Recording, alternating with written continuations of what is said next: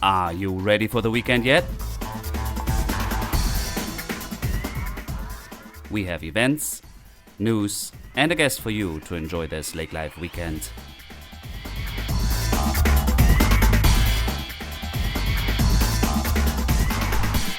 Hello and welcome to another episode of Lake Life Weekend Podcast. Thanks for tuning in. This is weekend 40 approaching. It got cold, but hopefully it's gonna get warm next weekend. And let's cross our fingers for this Saturday.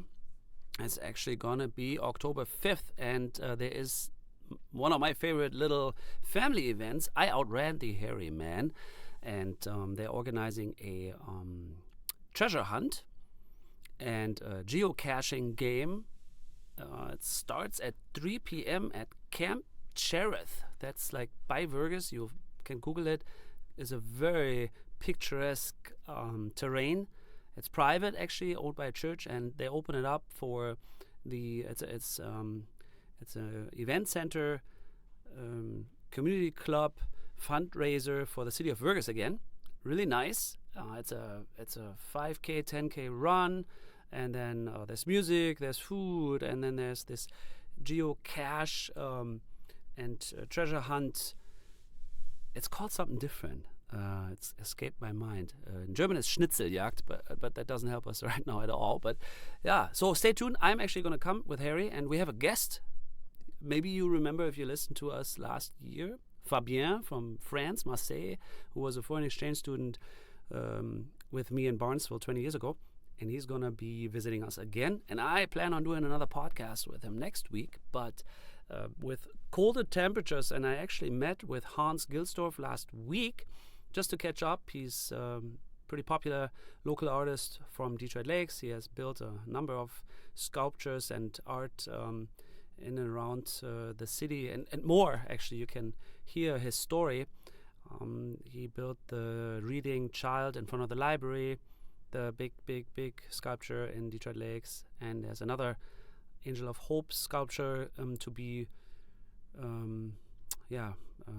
unveiled, I think, in the next couple of weeks. And then he mentioned that there's another ice castle project coming for Detroit Lakes this winter, which was a huge event and big thing. And I thought we're going to rerun our recording from 2 years ago already in preparations of the very first ice castle event, and they need help, always need help, volunteers, sponsors, all kinds of things. So maybe this story here again will get you inspired to get in touch with Hans Gilsdorf and the project in Detroit Lakes at the beach by the pavilion there. It was a beautiful, beautiful setting. So yeah, please also go to our website, lakelifeweekend.com, for current events, stories, news, all kinds of things. Follow us on Facebook and Instagram, or email us with any thoughts, suggestions, hello@lakelifeweekend.com. Also, thank you so much for all the feedback on our latest issue of the Fall magazine.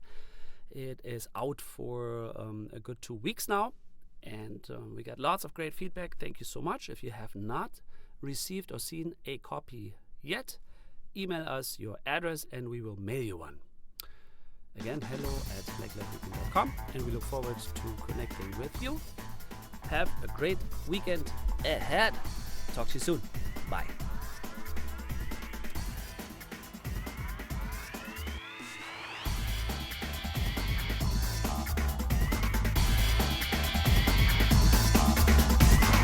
Yeah, welcome again to Lake Life Weekend 46. I'm here with Hans Gilsdorf, an artist from Detroit Lakes, and we will speak today and learn about the Ice Castle project, I call it just now. I don't know if this is the correct working title, but Hans is nodding to me. Yes, yeah. Welcome, Hans. Hi, thank you, Dirk. It's great to be here. Yeah, thank you for coming. Yeah, you were correct with calling it an ice palace, and the reason why that we call it an ice palace is because a castle is generally a place like a fortress for defense. It has the dungeons, has the, a lot of some of the aspects of what that is not so positive, versus an ice palace is a place to celebrate and to festivals and that type of stuff, and that's why it's called an ice palace. Okay, well, Lucky me that I looked at your notes for a second. Before we talk about the Ice Palace and the project and something new to the area and a highlight for maybe upcoming winter seasons, we hope. Let's learn a little bit about Hans. Who's Hans? Tell us about the artist Hans. I kind of grew up in Minneapolis, and then back in third grade moved to Phoenix, Arizona, and from there went to the elementary school, high school, went to Arizona State University. But the college, the educational environment that I was in wasn't who I was, and so I felt more comfortable actually going out and applying my talents and what I wanted to do through apprenticeships. So I left Arizona State University and started working with professional artists in the motion picture industry as an apprentice in California. In Arizona. Oh, in Phoenix, Arizona. Yeah. So originally, I worked under guys who were specialists with scenic painting, doing the sets, doing the backdrops, doing what you'd see for behind the scenes in movies. I mean, like the backdrops, whatever. It's not always a real house. Sometimes it's painted. Painted, yeah, or we'd make it look older. We would distress things. We would take brand new cars, make them look old. We would make like in the movie Young Guns 2. It was the original set was from Silverados, but then we changed it to become Lincoln County, and so it was a matter of then changing those buildings out to look like a different western town that would exist in Albuquerque or in the New Mexico area. And so that's where I learned becoming a jack of all trades. I had a director once tell me, it's like, and I pass this along to a lot of kids that I talk to in the area, that always say yes. And then you take 2 weeks and figure out how you're going to do it. Because if you start saying no or I don't know, then you get passed by for somebody else who does know or is willing to figure it out. And that's been kind of my mantra of just kind of saying, yeah, I'll figure it out. And that was the start of my special effects career. Then from doing sets, I got into special effects sculpting, special effect makeup, slitting throats, creating creatures, worked with Jim Henson the Muppets with the Teenage Mutant Ninja Turtle movies, doing the turtle suits for Turtles 1 and 2. And like I said, Young Guns 2, I was in the movie Glory. So you start by saying, yes, I'll do this or I'll figure it out. I'd never done stunt fighting. So in the movie Glory, you become a stunt fighter as a Confederate soldier. And after that whole career of about 7 years of doing that, I kind of realized that a lot of friends were starting to get married or my siblings were having kids of their own. So you're missing birthday parties, you're missing celebrations because I was always on the road. I averaged about 130,000 miles a year, driving all across the country, working in Arizona, California, New Mexico, Georgia, you name it, And then I came back and started working at the Phoenix Zoo, and that's where I started doing permanent public installations, and that was for the visually impaired. Was based on funding from the Lions Club to help promote the zoo in a way that the visually impaired could experience wildlife like never before. Because like when a person who's visually impaired, they go to a zoo, they can only maybe a bird? No. What's that? A bird? Parrot? No, a visually impaired. Like they can't see. Oh, visually I'm sorry. impaired. No, that's okay. Visually impaired. Visually impaired. So instead of saying blind, because not necessarily are they blind, they just may not have full vision. They may have impaired vision. That when they go to a zoo, obviously they can smell, they can hear an animal, but they don't necessarily know the animal. So they can't reach out and touch a tiger or a lion. They can't go touch, So what we did is this big sculpture project of creating life-size elephants, lions, the animal kingdom, was for them to be able to go experience what is an elephant, what is a tiger, what is a lion, what is a orangutan. Which zoo in Arizona? And the Phoenix Zoo. Phoenix Zoo, and is that very unique? Because I have never heard of that. Yeah, it's a very unique project in the sense that it was set up for specifically that type of educational element, an audience with braille pads and that type of stuff too. And it's used by the whole public. Everybody gets to experience it. But because a lot of people, they didn't get the perspective of standing next to an African elephant, the enormity of what that animal is. And of course, budget constraints, it was created out of concrete and bronze, but they're all anatomically correct to the finest detail. So one question though now, recapping that. You went to art school? I went to Arizona State University for art. For art? And then you were, because today you're a full-time artist. Yep. But like an artist not limited to photography or not an artist limited to painting, you kind of worked creatively in the movie picture set building industry in a way, and then you kind of developed your trade or skill for sculpturing, your main sculpture, right? Yeah, and like I said, when I had that director tell me say yes, and then you figure it out. So my specialty prior to all that had been painting and designing, and then you start getting into sculpting. And I had a guy call me up, a studio's call me up in Phoenix. They wanted a life-size King Kong bust. So you can imagine King Kong is 50 feet tall, so they wanted a head and shoulders with a hand for Tokyo, Japan. So he called me up, and of course I said yes. And then I got no problem. Yeah, no problem. I'm right on it. And I immediately hung up the phone, and I called up a few people that I knew within the special effect field that I was in that were artists, and I knew one was a welder, one was a hairstylist, one was this one, and you start asking these questions. How do I do this? What do I do? And we had 2.5 weeks to create this whole thing.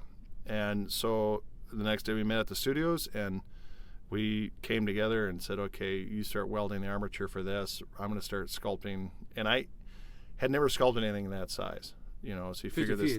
Well, it's just the head and the shoulders. So actually the head and shoulders was about 14 feet high. Oh. If you think about the stature of a gorilla, so it's just the bust basically, and then a hand, and there'd be this actress of a Fay Ray doing this thing for this place in Tokyo, Japan. But again, it's that say yes and you figure it out. You fell into it and then and so I started building my skills, my knowledge of becoming a pseudo jack of all trades, a master of few. Is an old saying that you learn painting, you learn sculpting, you learn, and I observe and I ask questions, and I, how do you do that with the fur? How do you weld? So you learn welding, you learn sculpting, and then so you get to the Phoenix Zoo project. Again, I never mixed concrete in my life. I had never ever. So I called my dad. Dad, what are you doing? He goes, I think it's a 2-to-1 ratio. 2-to-1 what? Sand and cement. Okay, so you start experimenting. 6 months later, I've got a full-size African elephant created to the utmost detail to give the opportunity for the visually impaired and the public to experience a life-size African elephant up front, personal, all the dynamics and anatomy of what an elephant is. And so their takeaway from that is a lot of education purposes, that they start to understand their, a good sense of perspective on relationships and size of what an animal is. And then from there, I got hired up to Minneapolis, actually. So my wife, Mary Beth, who's youngest of Norby's from Detroit Lakes, and we lived in Phoenix. We'd always wanted to move back to Minnesota. Our grassroots, our roots, our family history is all from up in this area.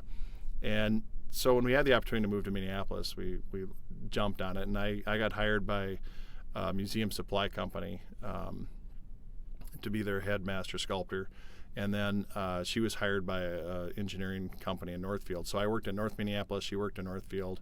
And from there, I was sculpting life-size dinosaurs, sculpting life-size whales, making exhibits for museums, places in the St. Paul Science Museum, and pieces that were all over the country. And again, that the jack of all trades, you started sculpting, you started painting, you started really learning mold making. And it's just by learning and asking and observing others, and that's where I started actually increasing the amount of tools that I would have in my toolbox that I could take to next projects. And from there we moved to Detroit Lakes, and that's where I am now. And so I have my own studio. I have 2 studios actually. Interior studio, which is my library, design studio where I do drafting, modeling, model building, painting, research, and that type of conceptual art. And then I have an outdoor studio where it's for the actual fabrications of of the, where you can be dusty and dusty build. and it's called the fort. Yeah, Mary Beth calls it my fort, where you can build, you can weld. My two daughters have been out there doing projects where they spill paint. That's good. That's fine. I mean, let your creativeness flow. And don't worry about the mess and the spills. Just it's the end product that comes out of the building. Is it really outside, or is it actually a garage? It's a steel pole building. It's a separate steel pole building that was originally it has a roof, has walls, and it was originally a boat storage with dirt floors. Oh. And it's kind of like your incredible studio here, where it was something that was very old, and it's repurposed to become something cool and fun. And it's not like my studio. It's not anything fancy, and I love showing that to kids. It doesn't take anything fancy. It's what comes out of it, and that's what is important. It's the soul, the heart. What is inside that building that stimulates produces creativity, so right? And what goes out of it is what's important. Mm-hmm. It's the outcomes that come from that kind of a place. So how long have you been in Detroit Lakes, and then what do people know or could know public art? So you have several pieces in our area, right, on display. It's not really on display, but it's made by there. you. It's there. Public art. Yeah. Yes. So how long have you been back in Detroit Lakes? We moved to Minneapolis in '95 and then Detroit Lakes in '99, and so 1999 almost we moved. 20 years. Yep. So time flies. I'm at the age where it's like, wow, winter again. when did that happen? But yeah, when we moved up in '99, the first thing I did is I renovated that outdoor pole barn to become a studio. Renovated one of the bedrooms to become an indoor studio, and then from there, moving from, I lived in Phoenix, Arizona. I lived in Burnsville. I worked in Los Angeles, Santa Fe, Wilmington, North Carolina. I mean, you're always in these big cities. This is my first experience. Besides, I grew up on Pelican Lake, which is about 15 miles south. So I had a concept of small towns, but that was the summers, and you're a child growing up, and that's a great escape. It's vacation. It's vacation life. It's lake life. You can't beat lake life. You can't beat pontooning, boating, skiing, no TV, hanging out with family and friends. But when you move to it, when you're older, we had a 2-year-old at the time, my daughter Kendra, and Megan was actually going to be born that summer when we moved up. Now you're immersed in a small community, and I wasn't sure what to do. Mary Beth was with her family business, and we're getting ready for, like I said, our second daughter. I'm like, what do I do? And it was all sounding great, pro con, and moving from big city. Now you have a family to a small community where people are going to be watching out for your kids. And at the time, the stores they had limited hours on Saturdays. They were closed Sundays, and so when do you. So Mary Beth suggested that I sign up with the chamber, the beautification group. Yeah, and so I said, all right. So I joined that group, and we would do things to beautify for the holidays. We talked about different things that we could do within the community. So it got me immersed a little bit more in gravity, gradually even more and more, by meeting business people, other similar people, like-minded, that want to do something for the community. Like public art. Yeah. And Jolene Shoding, she had this idea of, it'd be great to have this big sculpture down by the lake. And so we started talking about it. Well, how do we fund it? Well, from that, at the time, the Cows on Parade in Chicago was occurring, where the big fiberglass cows, they were like a neutral white-based fiberglass cow. And then the artists would paint them or decorate them or sculpt to them type of thing. So I thought that would be a great way to start merging artists with businesses with artists. So and at the same point is to raise money for art to become this sailboat sculpture. So what I did then was with a couple other people, Jonathan Danielson and Terry Lynn Nelson, the three of us kind of said, let's do this. And so I sculpted the original fish, made the molds. We had a company in Minneapolis, did the castings, and we yeah. Worked what was it? You did the fish project. It was a sunfish. Yeah, Sunny and DL. Over, yeah, like 50 of them. We did 50. Yeah, you're right. And so each one was going to be a unique piece of artwork. And so again, it was, how do we get artists to meet businesses, business meet artists, which is a nice collaboration. and a community get-together to introduce people who may never have crossed paths before, now had an opportunity to meet. So the artists would supply us with their designs. Businesses who were sponsoring these fish would then see the design, and then they would then work with the artist to how to get When to was that? That was, I knew you'd ask me dates. That would be 2000-ish? about 2002. Yeah, Okay. somewhere in there. 15 years ago. Yeah. And they are out. I see one at the parking lot of Central Market. Then there's one in the mall. On the corner of Washington and, what is it, Home Street, or Okay, by the ERA building. Yeah. So they are out in They the are elements out and about. on display. still. Yeah, and mine, I actually ended up doing 2 of them, and and it's all donations, all volunteer time, and the one that I did was for the Becker County Museum, and it's called Neptuna's Wild Ride, and that's on permanent display there. And I did another one for Quaco Drug, which is or the Quaco building, which is White Drug at the time on Washington Avenue, but that's no longer there, and that fish has now been bought and traded or whatever, and it's now I think at the flea market at Shady Hollow. Oh yeah. And the 50 fish still exist. Where they are exactly, we're not fully Swam sure. away. Yeah, they swam away. But the project was to fund the sculpture symbol, by yeah. the The pavilion. Yep. That big. The big steel. bronze. Yeah, Oh, it's steel. bronze. Yeah, it's actually steel covered in epoxy bronze. Oh, okay. So that is one of your pieces. Yep. That's Yes. on permanent display. It's a public art. It's the Right. symbol of the city of Detroit Lakes. We have that sailboat. The sailboat. Yes. Yeah. Yep. But And that there- was fabricated with Bull Iron Works in Jamestown. Another in collaboration. Recent one that I know of is the big sculpture in front of the library. Right. That And that was Mary Haney contacted me to do a piece that would commemorate the 100th anniversary of their building, and the library, and so meeting with the board, meeting with their steering committee, their groups, over the process of about a half a year to a year almost of conceptual designs, roundtable talking, to find out. And again, a big thing of art too is communication and listening and talking, but mostly listening. And so that's what the premise of this was. Is I wanted to create something that would reflect what the library and the community wanted. Oh, wanted. Yeah, and It's a huge sculpture. It is. It's 6 meters. 14 feet. Yeah, meters. Yeah, 14 feet, which would be meter-wise. Yeah, it's. You do the math. 4. Yeah, it's 6 meters. His eyeballs are swirling Yeah, right now. 6 meters roughly. Yeah. So it's 5. 14 feet by 8 feet wide and 8 feet high.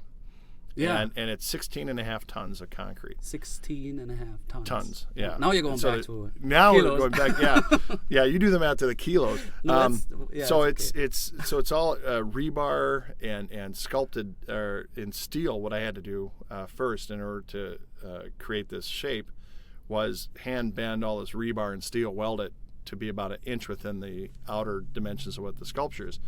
And then we filled it with concrete and then sculpted on top of that. And then it's actually covered with a sculpting epoxy. And the reason for that is in case there's, damage or vandalism or weathering or whatever, it's easy to repair because you can't get new cement necessarily to stick so well to old cement. But this way, I can repair it, touch it up. Because the whole purpose of this was to get kids to fully experience. Yeah, you missed saying what it is. It's a child laying on its back, reading a book or something. Yeah. Let's just describe the piece. Yeah, no, it's a boy or girl. It's non-descriptive. A child, basically laying on their back, propped up on their elbows, with their legs crossed, reading a book. And you can climb on it, and it's allowed to be experienced. Correct. It's, the forearms of this child and the hands are the height of a chair, so they're 16 inches high, and the feet are obviously roughly about 24 inches in, where the legs are crossed at the knees. That's a seating area. But it's all seating. I can read It's all outside. designed for kids to interact and to sit on. Do they understand? Is people using it?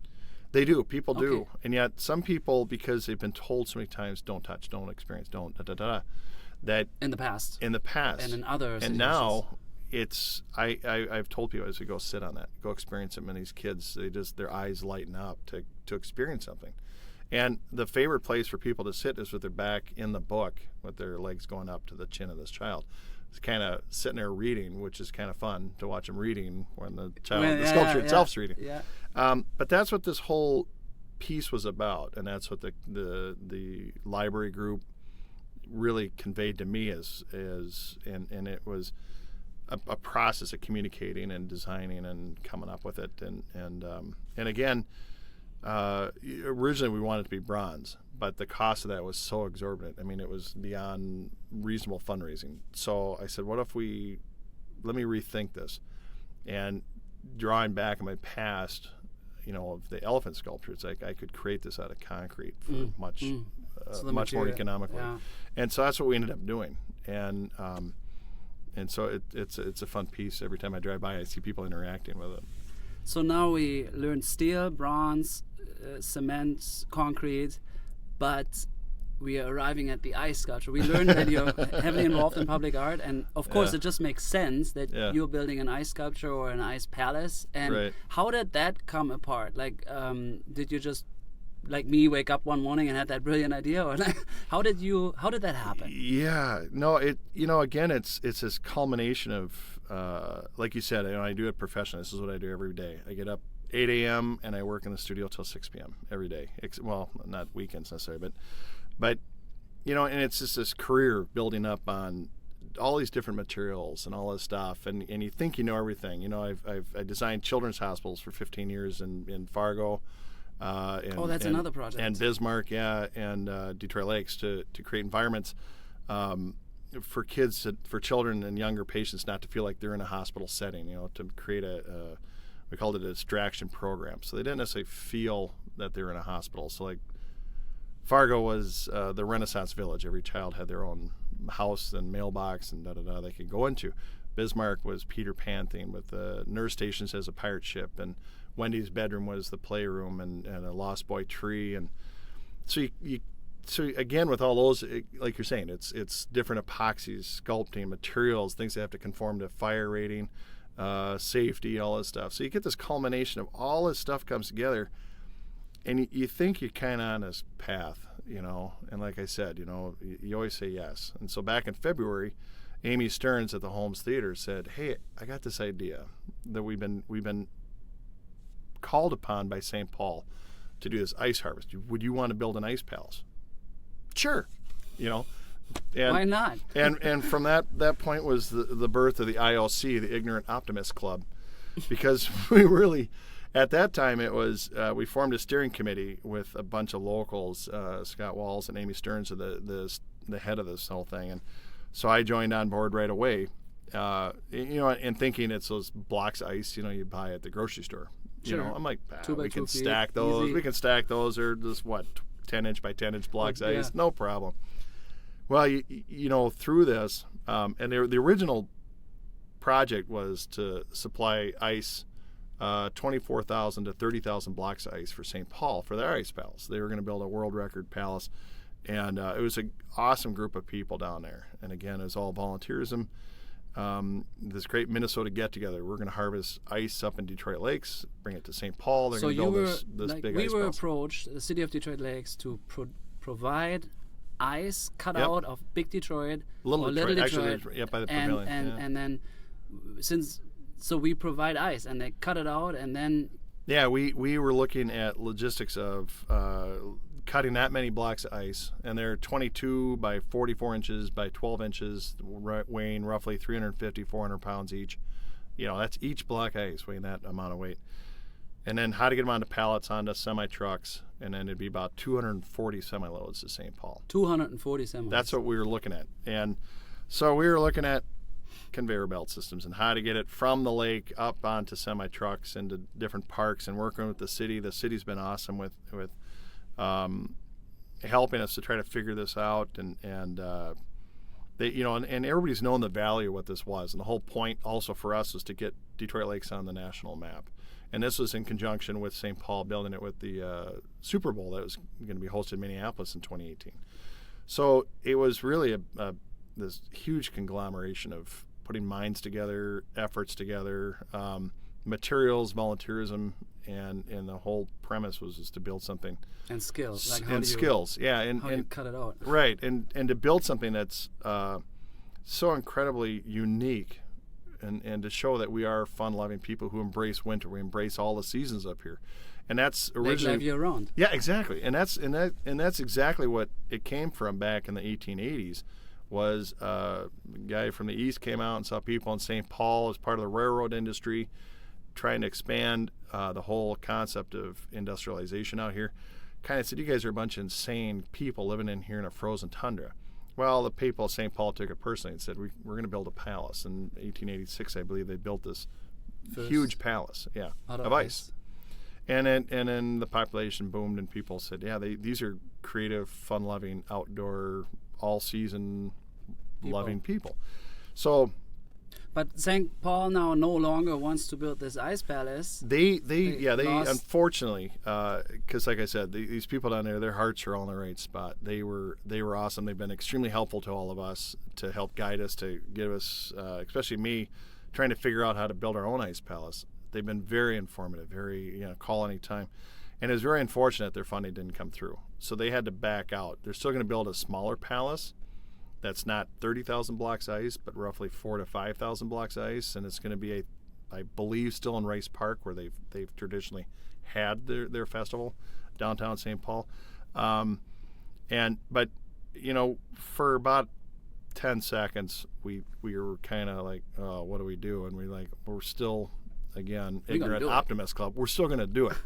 And so we're going to have our ice palace as planned. We are going to have it as planned. And so I designed it. The dimensions of the thing are roughly about close to 60 feet long, about 25 feet deep, and then 24 feet high. So it's 20 meters by 6 meters. There you go. God, you are good with the math. You're now volunteering to count how many blocks of ice I need for this palace. Oh. But it's going to be large. That's what I mean. Yeah, it's huge. So there's a center tower that goes way up, and then an outer square, and then there's 2 side wings, and then in the front is a big throne, and then there's like a bench all the way around it.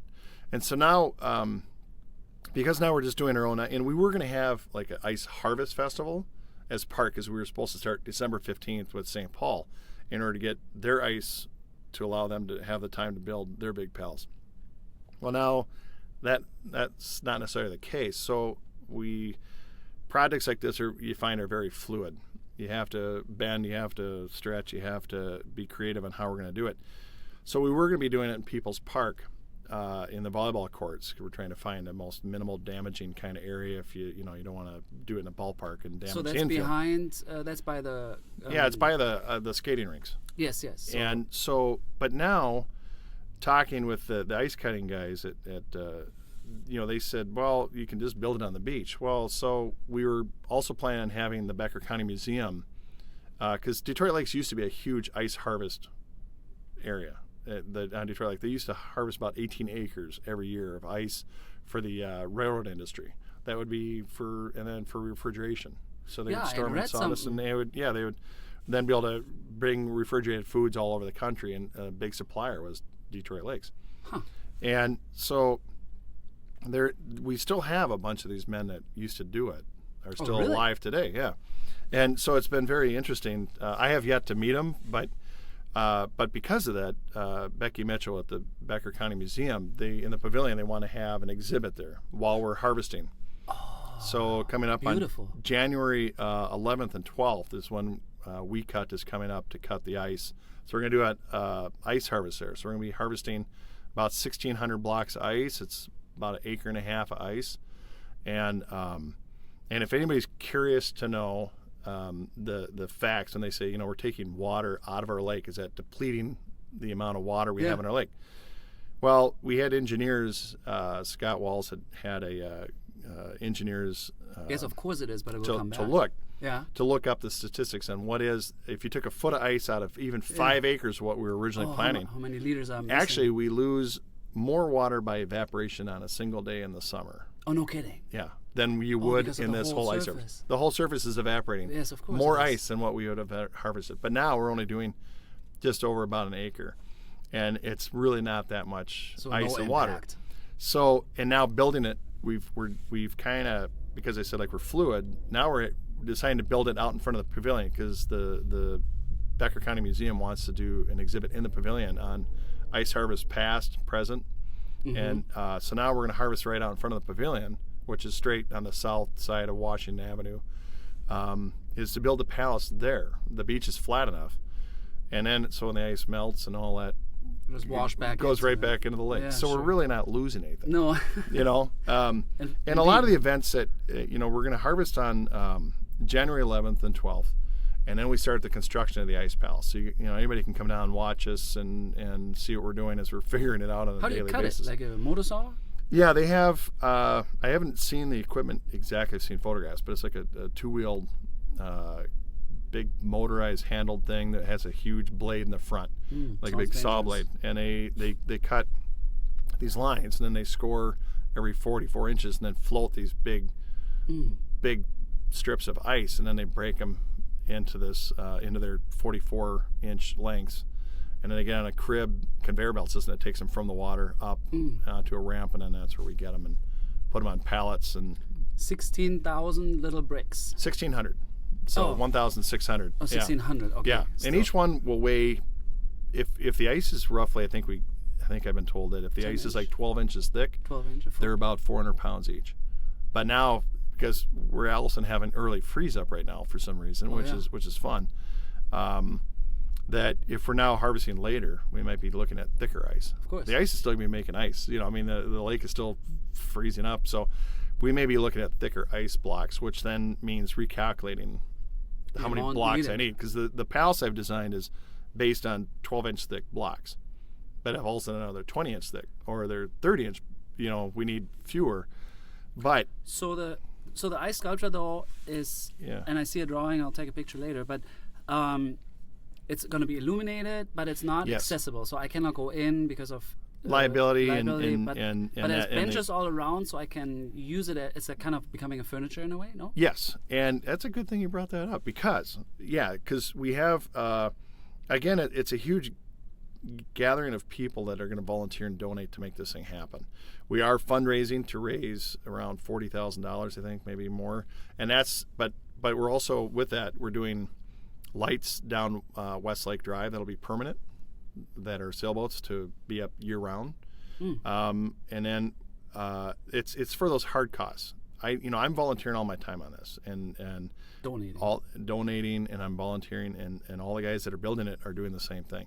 The money that we're raising is for the hard costs, for the lights that we will then again use for further projects like this in the future, so they'll be reusable. But then it's for those hard costs. I don't want anybody to have to spend money to do, because when you get these cranes and these skid steers and the backhoes and all these heavy equipment that we need out there, they have to have oil changes and fuel. We have to have fuel for heating to keep our equipment from thawing out, from freezing. So we have to thaw them out, all the chainsaws, all the equipment, not only to mention heating the area for workers, to go to a trailer to warm up. Because we may be looking at sub-zero temperatures to build this thing that, you can only be outside for so long, and we're working with ice. So those are hard costs. So we are fundraising for that, and that's, again, these companies already donate to, they're great with philanthropy to help other organizations that they were already scheduled for. So I don't want them to have to spend out more money to do what this is. So that's why we're trying to fundraise to reimburse them for those costs, those hard costs that I don't want them to incur, because they're donating their time, their equipment. That's a huge gift, and we're all doing it to celebrate Detroit Lakes, to celebrate winter, to celebrate and to do something so unique of why we live up here, and it's something to bring people to Detroit Lakes to highlight our community, and so. Like I said, we're harvesting on January 11th and 12th, so we encourage the public to come down to check it out, to see it.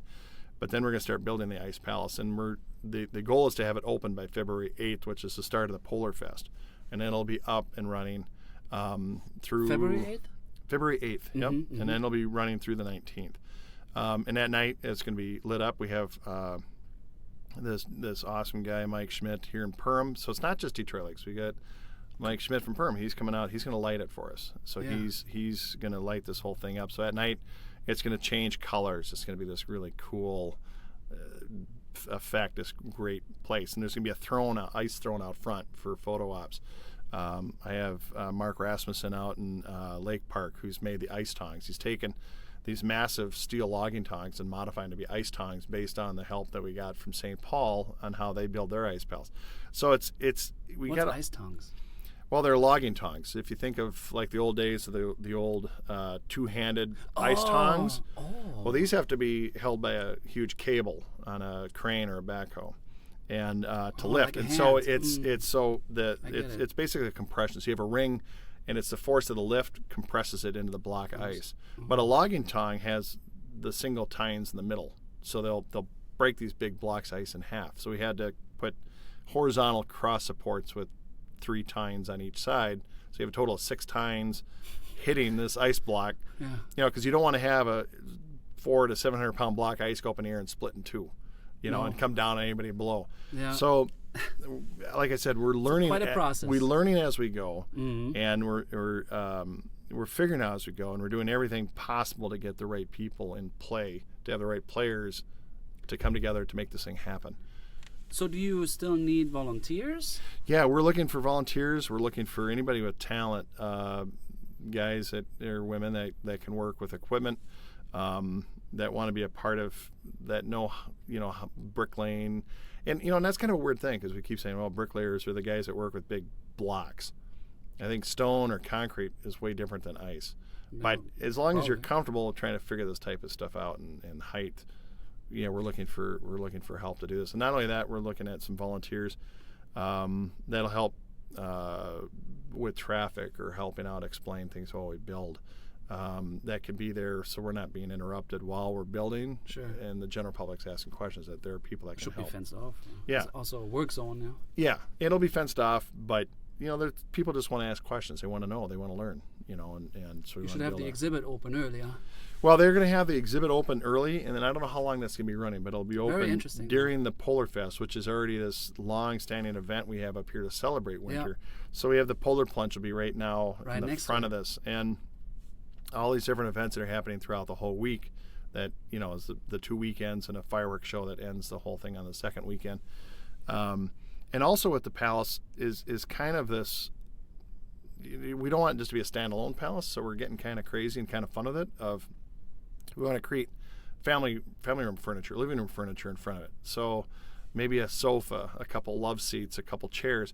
Out of ice. Out of ice. Yeah. So we're going to take these blocks of ice, and now we're going to create more seating area. So it becomes an event in its own self. If you want to go experience to sit on ice and experience this big wonderland of ice that came literally 100 feet away. Yeah. And maybe then- in the future, isn't there like ice sculpture contests and Yeah, stuff? and that's maybe what- that can that's- grow like down the road. Right, and one of you just tagged on something. Yeah, exactly. Oh, I should have not said No, that's great. That you forget kind of where you're going with this, but part of that also is we want to bring in snow sculptures or ice sculpting. So we're looking into that to get maybe during the time already. Yeah, to maybe get some professionals to come in to help and then work with the high school kids to teach them how to do some of these things. So they sure. themselves then can go experience engaged and learn and enjoy winter for all it's worth. And so we're trying to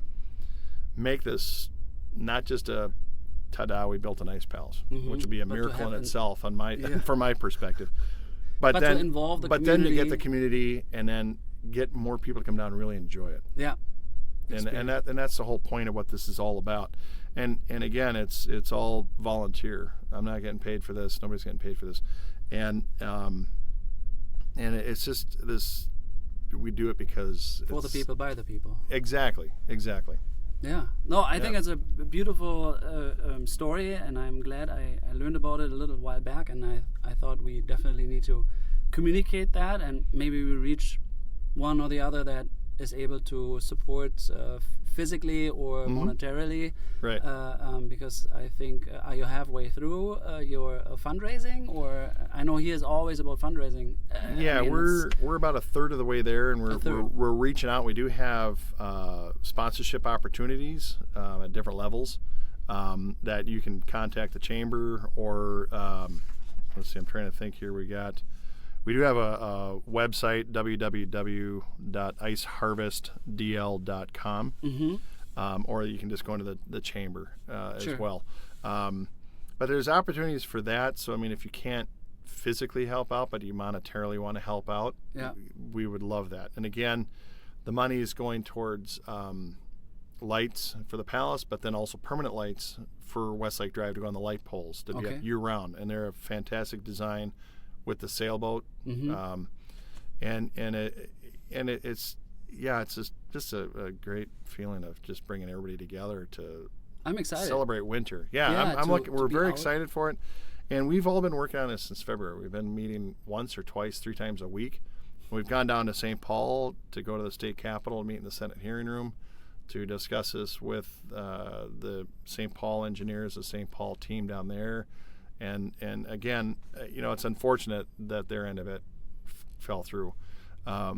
Because we were having a great time with those people, and they're a fun-loving bunch. And in fact, they have a royal family, the King Boreas and his royal family, with the and the Vulcans, King Vulcanus, and those guys that are they're imaginary royal family. They're the royal, they're imaginary, but they are actual people who go around and participate with their ice palace and their winter carnival. But they also travel around the state and sometimes around the nation, actually, to this feel-good ambassadorships that are just a fun-loving group of people. And they came up to the water carnival, and we built a parade float for them, and they participated. And we got to know these people, and they're just a hoot, and they're just all in on whatever they do. Well, I'm sure they're coming when the project is completed. And we hope to invite them back up. Yeah, we'd like to invite them back up. Yeah. So if it's something that nobody knows about, the Ice Carnival, the St. Paul, their royal family, look them up. It's a great organization, and it's a great group of people. And because of that, I said, well, you can't have your own king, your own ice king. We have to have our own too, And the premise that was also inspirational for me is they build their ice palace to bring back the spirit of winter, the ice palace, and for the spirit that they have this King Boreas. So I said, well, we need to have our own. So I created King Isbit, and we're going to be doing some unveiling with him coming up soon. And he's our king for all. He's a representative for all reasons, for all seasons. And so on him, he carries all the iconic images of all the festivals that we have throughout the year in Detroit Lakes. And so his name is King Isbit, which is Scandinavian for ice cube. Yeah. So he's a quirky thing, but I also wanted to create a character that would reflect that this ice palace is a family event. It's to let kids come out and adults come out and seniors come out and everybody come out and just kind of feel good about why we live where we live, is in the lakes area. Yeah, no, I think it's a beautiful addition to survive the winter, let's say. And since it has been arrived early and we are already freezing and not really happy, I think that's maybe a highlight to really look forward to, and maybe even get engaged in, or maybe in the future if it becomes an annual thing. So thank you really for sharing the story, and you can go on iceharvestdl.com to learn more. Or you go contact Kerry at the Chamber, I suppose, and for questions or support. Right, and this is going to be a part of Polar Fest, so it's just one of event of many events that's happening at Polar Fest. So Polar Fest is 2 weekends long. It's the full week. I mean, as events going through, it's kind of like a winter version of Water Carnival. Yeah. So they have their own committee, and these guys have been great to welcome us into their folds of the celebration of the winter. And so we're working now in conjunction with them, which now it makes it a lot more fun than 2 separate things. It's very fitting that we have Polar Fest and an ice palace, and it just makes the whole event more fun for the entire family and people all around to come to Detroit Lakes to see why we live here and why we do the dumb things that we do, and that's the Ignorant Optimist Club. Yeah, lake life year-round. I love it. Yeah, exactly. Well, thank you very much for coming and sharing the story. Oh, sure thing. And I think we will follow up at least with images when the time comes around, and share more about it when the event is available to touch and feel and experience. Everything right now is just on paper. And then eventually, hopefully, it's all on ice. Yeah, all on ice. Thanks again. Thank you, Dirk. Yeah, this is awesome. Yeah, have a good weekend. Yes, you too. Yeah, this was already our newest episode of the Lake Life Weekend podcast. We sure hope you enjoyed it. Tune in again next week with another great guest and updates. Always check out our website, lakelifeweekend.com, and if you have some comments, please feel free to email us at hello@lakelifeweekend.com, and you have a wonderful weekend ahead.